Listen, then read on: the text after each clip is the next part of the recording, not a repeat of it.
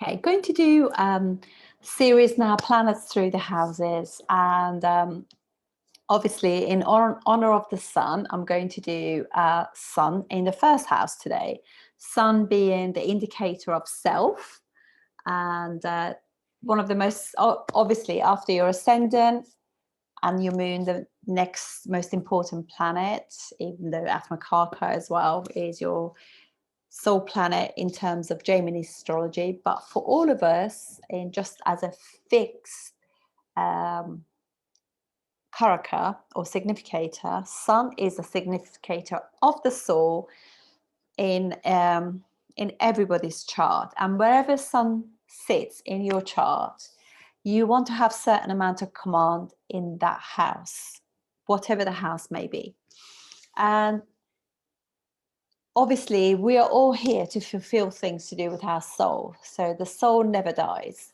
So whatever is going on, whatever fears you have in your life, whatever situation makes you feel like, oh, I'm scared, there is no need, because your soul is protected. Your soul will travel in order to fulfill its desires from one lifetime to the next. That's God given, basically. So okay, let's have a look at the sun. So if you have sun in your first house, wow, it just means obviously you were born at sunrise. How amazing. That would be the sign rising on the east when you're born. And if the sun is there, obviously, wow, you're really solar. So sun is obviously also the indicator or significator of the father as well. Sun is, I'll just touch on some of the things that sun is. So in the chart, you will always, in Vedic astrology, you will always look at the ninth house. The ruler of that house will be the significator of the father in your chart. But for everybody, sun always indicates the father. So you blend the two together to ensure that you get like... excuse me, I'm just going to switch these off. So yeah, so for everyone, that will be the father, significator of father. And this video is obviously about a sun that is not afflicted. I'm just going to give you the indication of the sun in the first house. As long as it's not afflicted, it's got no conjunctions, no good or bad aspects. That's just the sun in the first house. In fact, you have to also appreciate if you have a planet in your first house. That is such a mega thing. I think even if the planet is difficult, if it's like Saturn, for example, it doesn't matter. Having a planet in your first house makes you special, 100%, because first house is you, and to have the solar planet, the significator of the soul in your first house, is quite something. So even if it's debilitated, wouldn't make any difference. It's and people who have got an exalted sun, doesn't matter whereabouts, whichever house, they always know things will be okay. They're very having the sun also in your first house just makes you radiate, absolutely. So we look at the sun for authority, for leaders, for bosses, for politicians, for government, as I said, significator of father, and your soul's journey. So the house that you are sitting in, your sun is sitting in, as I said, you have some form of command on that. So a person who has sun in the first house, they have command over themselves. So it's pretty amazing. And so, as I said, it is indicator of authority as well. And somebody who has sun in the first house will have an aura of authority. You kind of know there's something decisive about them, something noble and proud about them, if you like.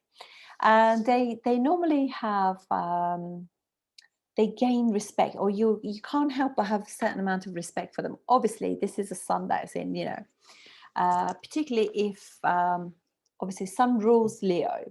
It's exalted in Aries, and it works really well in fiery signs because it has confluence with them, because fire is basically the creative part of the sun.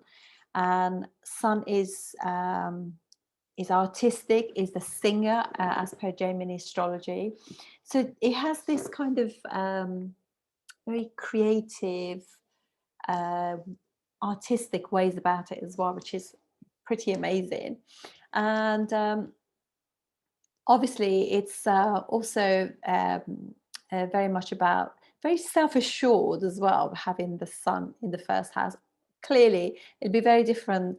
A sun that's exalted will work differently to a sun that is actually debilitated. But even a debilitated sun is well, I actually think debilitated planets, if you work with them really well. I mean, certain things about them will be difficult, but they're easier to work with. And if you use your will, free will, you can actually really, they're easier to actually use in certain ways. But when planets are exalted and they're quite fixed in their way, they think everything is going to work out. It's very difficult to sway those people. They don't really like to work with things.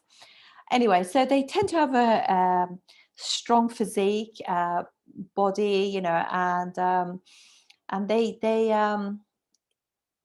also, sun can give you some indications about career as well, because it's one of the significators for the 10th house, as well as Mercury and Saturn. So it is an important planet to take notice as well. And when it's very, very strong, it just can't take orders from anyone. It finds it very difficult because they feel as though they are the boss. And they can actually, if you have them as a member of staff, if this was your business, and they can create issues for you at work because they can actually undermine you. So it's quite difficult, because with a sun that's strong, particularly, and if he's in the first house, they feel as though I know best. So they can be a bit challenging. So it really is, if they have got really good skills and maturity about them, because obviously you want to make sure that the planets mature, each of them at a certain age. So you want to make sure you work with that energy. But definitely, from 30 onwards, they actually gain this momentum, and they should really, I mean, if they have really good skills and they have because obviously sun is also intelligence. If they have the intelligence and the Mercury is good in their in their chart as well, they should really work for themselves. Absolutely, because they actually cannot take orders from anyone. They're just naturally bossy. So actually, when it's in your first house, it's also aspecting fully your 7th house as well. So they actually will gain they need to be with somebody who gives as good as they give them, because they obviously they're forced to be reckoned with, and they really need to have somebody who's not so submissive, and somebody who can actually hold their own, because otherwise there could be this like abuse of their power, really. So it's very important to be aware of that. And it is interesting.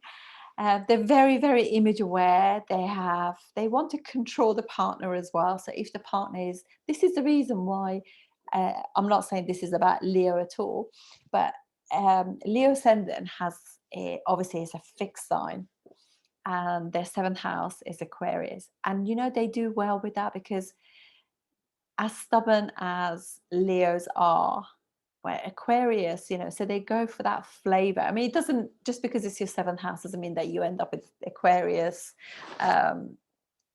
Lagna partner, but Aquarius type of person is what they really need. So they need somebody who's also has got very fixed ideas how they could be. So there could be this really nice, challenging interaction. It will be intelligent, and the sun person will be very much about themselves, but the Aquarius person will be about themselves, but they also see the sort of other people's viewpoint as well. But they are more stubborn than a Leo ascendant. It is quite something to see, really amazing. So there is obviously there is massive ego can be attached to sun. and that could be a sun that's weak and a sun that's strong. There is an ego issue. Sometimes every now and then a little sort of like prick with a little needle to just like hello, you know, it's not a bad thing, you know. And I say this with, you know, with humility really, because they are just wonderful. And you know, wherever sun is, there's no shadow. So, you know, there's no secrecy about them. They're very upfront, they're very loyal, and they're very true to their to you and to themselves, and they keep their word. You know, this is another thing about the sun. It's consistent. It's like it hasn't got any those layers that you get with other planets, you know, like Saturn. You don't get that with the sun. It is what it is, you know. So yeah, they got this magnetism, confidence, this aura about them. They do stand out, and that really they have that magnetic thing that you actually, even if they quietly walk into a room, you can't help but, even if you don't see them coming, you can't help but feel something has changed about the energy of the room. That is, yeah. So it's important for them to realize that it's good to be proud, but not too proud. It's nice. Humility and humbleness is a type of pie that if they eat a little bit of humble pie, it makes them for a much more uh, a nice leader, you know, a nice modern time leader, because we don't really need dictatorship in this day and age. People are intelligent, they have critical thinking, they don't really need that. But it is very much like my way or highway with the sun in the first house. But as I said, you know, they are and their romance is very important to them. They do like the whole thing about romancing, being in a relationship, because creativity and, you know, because what do we create? We create children, and they naturally rule the fifth house of the zodiac. So it is a beautiful, beautiful thing. And I think the best thing about the sun, wherever the sun is, there are no shadows. You know, there are no secrets there. So that's why whenever he transits through like Scorpio, it brings out quite a lot of things that is brings out the truth. So that's it from me. And I'm just trying to think. So obviously, just quickly saying that normally in Sun Dasha, there are sort of changes for the better. Some people can actually realize their career dreams. And just quickly say as well, Sun rules 3 nakshatras: Kritika, Uttara, Falguni, which is Uttara, whereas Kritika can be harsh, Uttara Falguni is quite soft. If it's not your Vinashika nakshatra, it's a really nice one to actually get married on. And also Uttara Ashada, which is the only nakshatra that actually has not got a partner, but it's like the invincible one, and they got a lasting legacy as well, the invincible, victorious one. So it does rule very strong nakshatras as well. And I hope that's everything.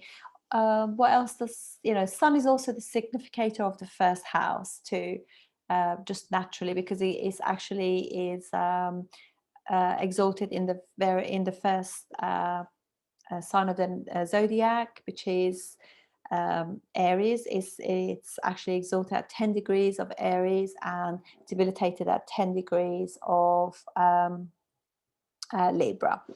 That's it from me today. So I look forward to seeing you on the next video. Thank you very much for joining me. Thank you.